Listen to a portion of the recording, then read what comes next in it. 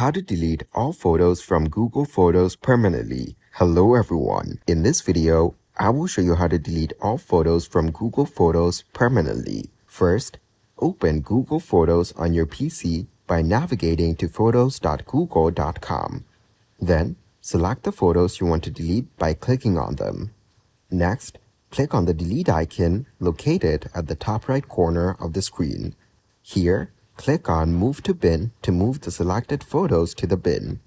Now click on Bin from the left side dashboard to open the bin. Next, click on Empty Bin to permanently delete all items in the bin.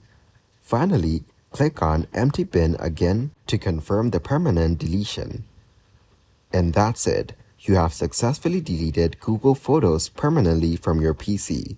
Thank you guys for watching this video. Hope you got some value. Make sure to like the video and subscribe to the channel to get notified of new videos. See you in the next one.